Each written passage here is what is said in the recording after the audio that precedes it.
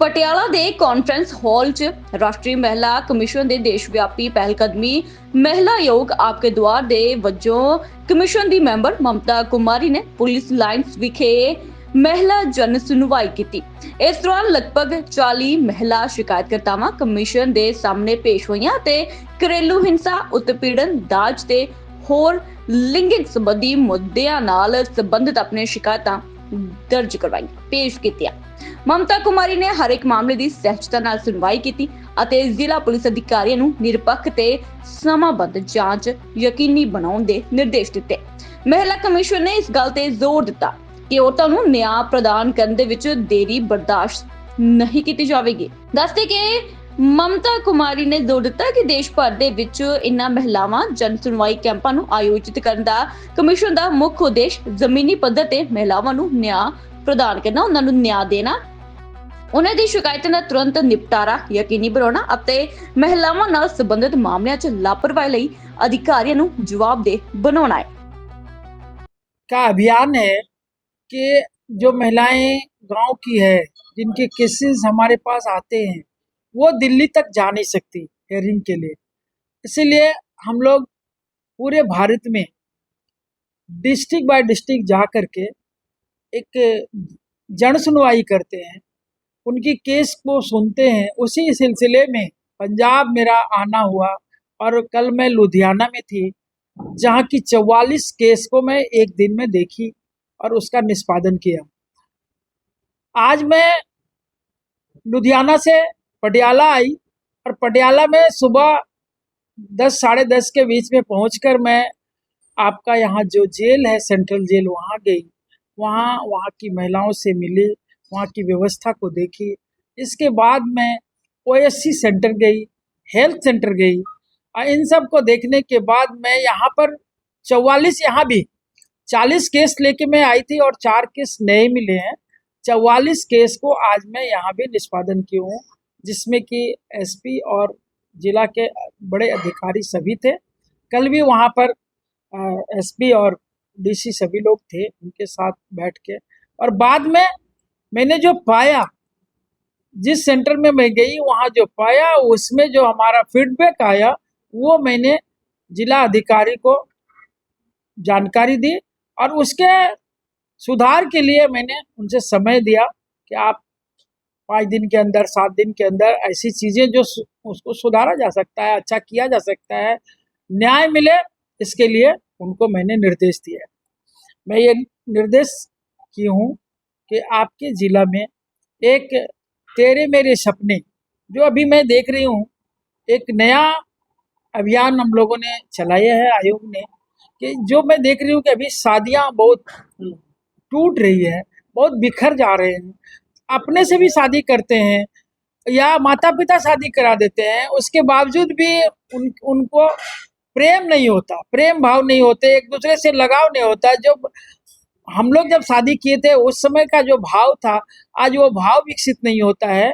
इसलिए उस भाव को लाने के लिए एक तेरे मेरे सपने नाम का एक सेंटर प्रत्येक जिला में खोलना है, जिसमें कि एक परामर्श देने वाले रहेंगे, उनको हम लोग ट्रेनिंग देंगे और ट्रेनिंग के साथ उनका काम होगा कि शादी क्या है।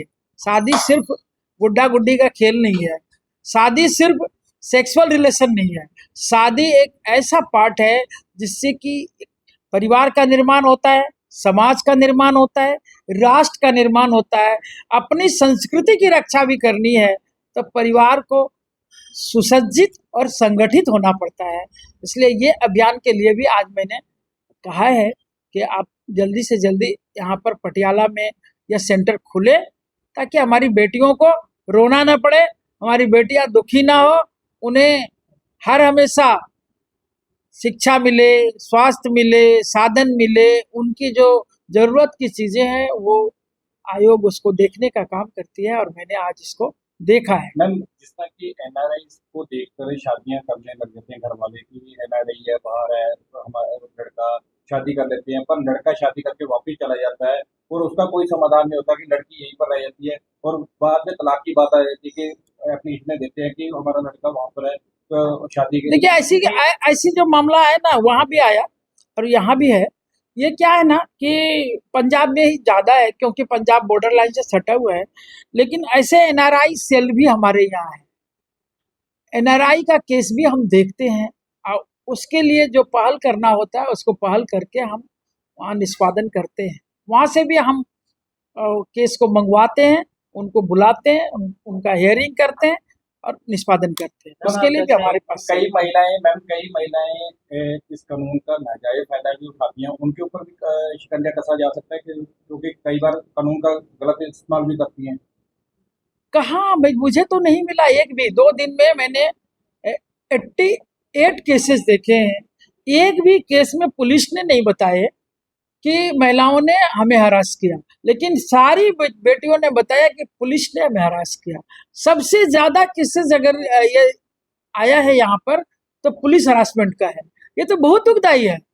घरेलू हिंसा होना अलग बात है, लेकिन पुलिस का हरासमेंट करना, पुलिस को बार बार बुलाना, ये तो बहुत ही गलत बात है।